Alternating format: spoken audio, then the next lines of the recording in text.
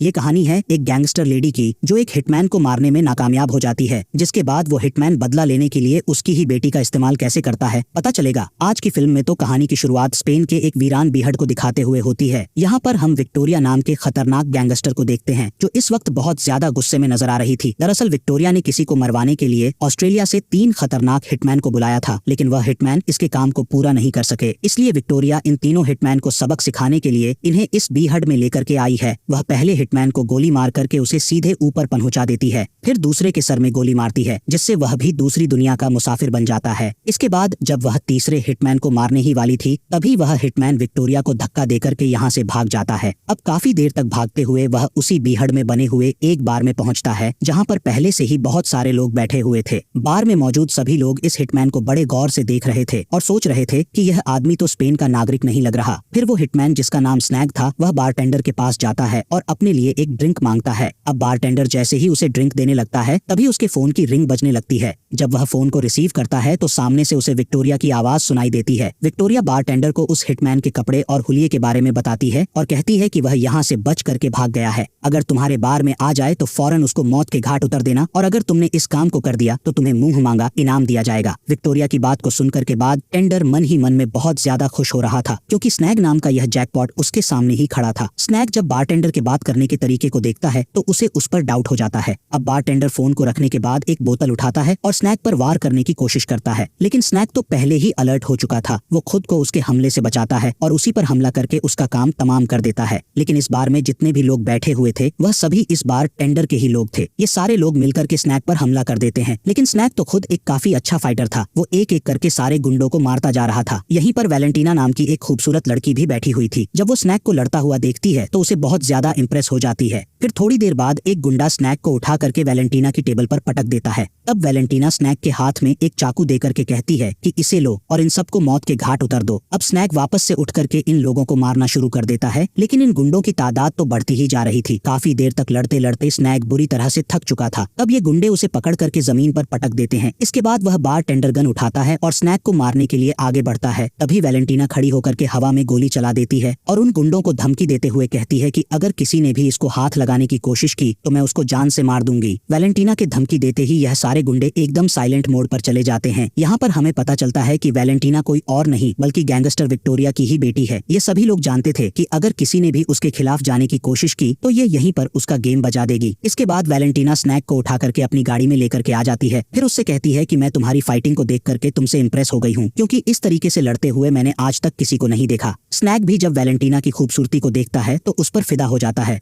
अब ऐसे ही वक्त गुजरता जाता है और ये दोनों एक दूसरे के बहुत ज्यादा करीब आ जाते हैं। स्नैग वैलेंटीना के नाम का टैटू भी अपने हाथ पर बनवा लेता है। अब ऐसे ही इन दोनों का प्यार लैला मजनू की बढ़ता जा रहा था। तभी एक दिन वैलेंटीना स्नैग से कहती है कि मैं तुम्हें अपनी माँ विक्टोरिया से मिलवाना चाहती हूँ। तब स्नैग उसे कहता है कि अगर गलती से भी मैं तुम्हारी माँ के सामने गया तो वह मेरी जान ले लेगी, लेकिन फिर भी स्नैग उसे भरोसा दिलाता है कि मैं तुम्हारे साथ तुम्हारी माँ के पास जाने के लिए तैयार हूँ, अब चाहे इसके लिए मुझे अपनी जान से ही हाथ क्यों ना धोना पड़े। वैलेंटीना जब स्नैग की इस बात को सुनती है तो खुशी से फूली नहीं समाती। अब अगले दिन वैलेंटीना स्नैग को लेकर के अपनी माँ विक्टोरिया के पास पहुंच जाती है। स्नैग विक्टोरिया से माफी मांगते हुए कहता है कि मुझसे गलती हो गई, मुझे आपकी एरिया में आकर के खून खराबा नहीं करना चाहिए था। फिर वह कहता है कि मैं आपकी बेटी वैलेंटीना से बहुत ज्यादा प्यार करता हूँ और उससे शादी करना चाहता हूँ, लेकिन आपकी मर्जी के बिना नहीं। ये सुनकर के विक्टोरिया वैलेंटीना पर गुस्सा करने लगती है और कहती है कि तुम्हें प्यार करने के लिए एक हिटमैन ही मिला था और वह भी हमारे स्पेन का नहीं है। फिर वो स्नैग से कहती है कि मैं तुम्हारी शादी वैलेंटीना से करवा सकती हूँ, लेकिन इसके लिए मेरी एक शर्त है, तुम्हें यहीं पर रहना होगा और मेरे लिए काम करना होगा। विक्टोरिया की बात को सुनकर के स्नैग फौरन हाँ कर देता है और उसके लिए काम करना शुरू कर देता है। विक्टोरिया उसे सबसे पहला काम देते हुए कहती है कि तुम्हें राइवल गैंग का खात्मा करना होगा। ये सुनकर के स्नैग उस गैंग के अड्डे पर पहुंच जाता है और राइवल गैंग के लीडर की उसके आदमियों के सामने ही बहुत बुरी तरह धुलाई करना शुरू कर देता है। वह उसे अधमरा करके उसके पैसों से भरे हुए बैग और उसे घसीट करके बाहर लाता है और अपनी गाड़ी में डाल करके यहाँ से ले जाता है। यहाँ पर हमें पता चलता है कि इस काम में वैलेंटीना भी उसका साथ दे रही थी। अब वैलेंटीना गाड़ी को ड्राइव करती है और ये लोग बहुत खुश होकर के यहाँ से जा रहे थे। तभी अचानक से इनके पीछे से इन पर अंधाधुंध गोलियां चलना शुरू हो जाती है। ये गोलियां एक दूसरी राइवल गैंग के लोगों ने चलाई थी, क्योंकि उनको पता चल चुका था कि ये विक्टोरिया के लोग हैं। अब वैलेंटीना को जब पता चलता है कि स्नैग को गोली लग चुकी है, फिर वो स्नैग को गाड़ी से बाहर निकाल करके जंगल की तरफ ले जाकर के एक जगह पर लेटा देती है। तभी वैलेंटीना राइवल गैंग के कुछ लोगों को अपनी तरफ आता हुआ देखती है। तब वह अपनी गन निकाल करके उनको मारना शुरू कर देती है, क्योंकि वह जानती थी कि स्नैग तो बेहोश हो चुका है और अब उसे ही लड़ना होगा। थोड़ी ही देर में वैलेंटीना उन सभी का काम तमाम कर देती है और स्नैक को लेकर के यहाँ से निकल जाती है। विक्टोरिया भी इनके काम से बहुत ज्यादा खुश हो गई थी। इसके बाद विक्टोरिया इनके साथ एक आदमी को लेकर के बीहड़ में जाती है और उसे अधमरा करके वहीं पर छोड़ देती है।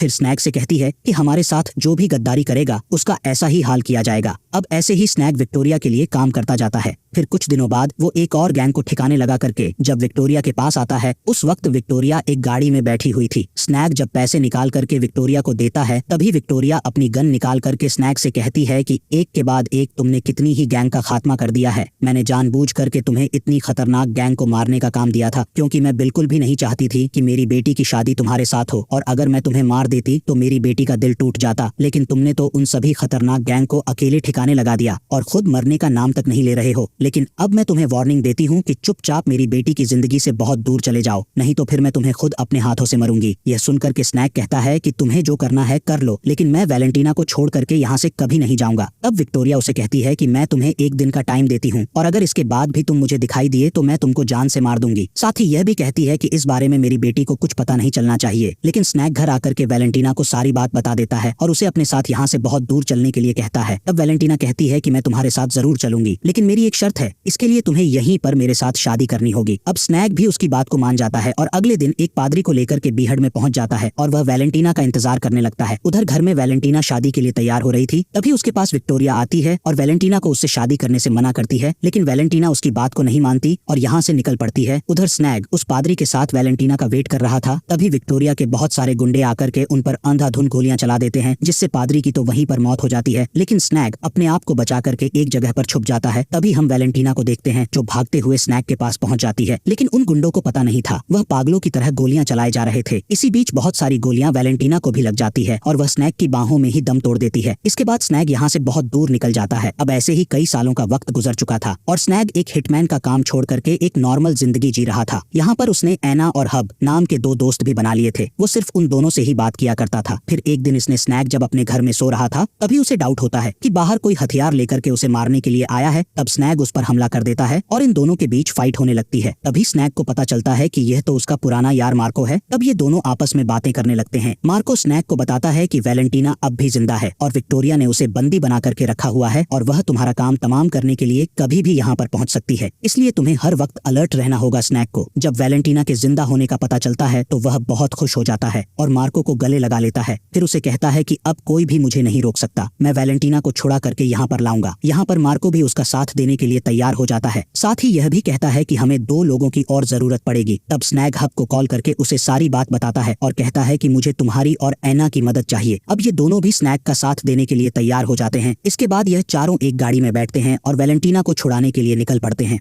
अब रास्ते में यह डिएगो नाम के एक आदमी के पास रुकते हैं, क्योंकि स्नैक ने यहाँ आने से पहले अपने सारे हथियार इसी के पास रखवाए थे। जब स्नैक डिएगो से अपने हथियारों को मांगता है, तब डिएगो उसे बताता है कि मेरे भाई, तू बाहर क्यों आया, क्योंकि विक्टोरिया ने दुनिया के सबसे खतरनाक कातिलों को तुझे मारने की सुपारी दे रखी है। लेकिन स्नैक को इस बात से कोई फर्क नहीं पड़ने देता। अब स्नैक जैसे ही अपने हथियारों को लेकर के बाहर आता है, तभी वह कुछ कातिलों को देखता है जिन्होंने उसके साथियों को बंदी बना लिया था। दरअसल ये लोग हब को पकड़ने के लिए आए थे। तभी यहाँ पर विक्टोरिया का भेजा हुआ एक कातिल अंधाधुंध गोलियां चलाता हुआ आ जाता है। इस गोलीबारी में वह सारे कातिल मारे जाते हैं जो हब को पकड़ने के लिए आए थे। लेकिन स्नैक और उसके साथी अपनी जान बचा करके एक जगह पर छुप जाते हैं। अब यहाँ पर डिएगो स्नैक से कहता है कि तुम इनको लेकर के निकलो, मैं इन सब को संभालता हूँ। फिर वो उस कातिल पर गोलियां चलाता है और स्नैक अपने साथियों को लेकर के निकल जाता है। डिएगो रीपर नाम की उस कातिल को गोलियों से भून करके रख देता है। तभी हमें पता चलता है कि रीपर ने बुलेट प्रूफ वेस्ट पहन रखा था, इसलिए गोलियों का उस पर कोई भी असर नहीं हुआ। यहाँ पर ये डिएगो पर बिल्कुल भी ध्यान नहीं देती, क्योंकि यह तो स्नैक को मारने के लिए आई थी। फिर वो इस सारी जगह को आग लगाती है और स्नैक के पीछे निकल पड़ती है। उधर स्नैक अपने साथियों के साथ हब के ग्रैंडफादर के पुराने घर पर आराम करने के लिए रुक जाता है। अंदर जाने के बाद वह मार्को एना को जनरेटर चालू करने के लिए बाहर भेज देता है। तब मार्को जनरेटर को स्टार्ट करने की कोशिश करता है, लेकिन वो जनरेटर तो स्टार्ट होने का नाम तक नहीं ले रहा था। अब ऐसे ही शाम हो जाती है। तभी मार्को को कुछ गाड़ियों की आवाज सुनाई देती है। जब वह बाहर झांक करके देखता है तो बहुत सारे लोग इनके घर की तरफ ही आ रहे थे। स्नैक को भी पता चल जाता है कि रिपर अपने साथियों के साथ आ रही है, लेकिन उसे समझ समझ में नहीं आ रहा था कि रिपर को उसकी लोकेशन का पता कैसे चला।